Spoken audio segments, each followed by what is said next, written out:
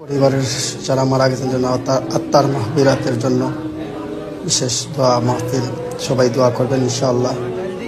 কিছু তো বারক খাওয়ানো হইল।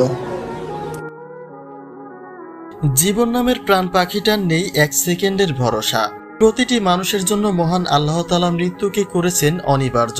কত আশা আকাঙ্ক্ষা নিয়ে প্রবাস থেকে ফিরেছিলেন প্রবাসী বাহারউদ্দিন, অথচ নিয়তির কি নির্মম পরিহাস। সড়ক দুর্ঘটনায় তারই চোখের সামনে একটা মুহূর্তের লাশে পরিণত হলো তার গোটা পরিবার। আর সেই মৃতদের জন্য নিজ বাড়িতে মিলাদ দিয়েছেন বাহারউদ্দিন। মৃতদের মাগফিরাতের জন্য দোয়া চেয়েছেন সকলের কাছে। নিজ দায়িত্বে নিজে হাতে গরিব মিসকিনদের খাইয়েছেন এই অভাগা প্রবাসী।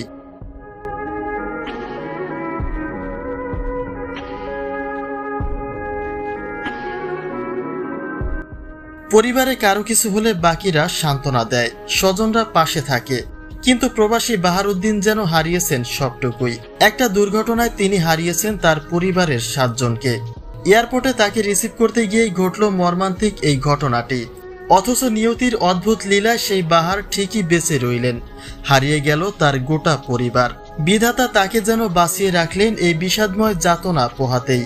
ঘরবাড়ি সবই আছে, নেই শুধু ঘরে থাকা মানুষগুলি।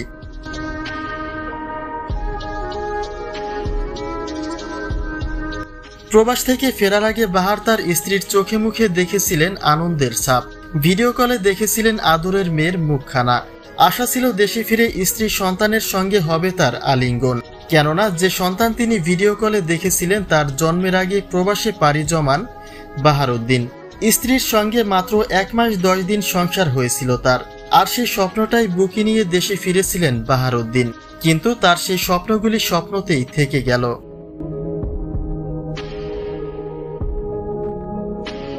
মৃতদের বাড়ির আঙিনায় শায়িত করেছেন বাহারউদ্দিন। একই দিনে একই সময় নিজ পরিবারের 7 জনকে হারিয়ে যেন নিস্তব্ধ হয়েছেন বাহার। তাকে দেখতে দেশ বিদেশের এত মানুষের ভিড় জমালেও তার মাঝেও তিনি একা। কাছে থেকে নিজের জন্মের মেয়ের সঙ্গে একবারই দেখা হলো বাহারউদ্দিনের, যে স্মৃতিগুলি আরো বেশি চেপে ধরেছে তাকে। তাই পরিবারের মৃতদের মাগফিরাতের দোয়া চেয়ে মিলাদের কাজটি সম্পন্ন করেছেন প্রবাসী বাহারউদ্দিন।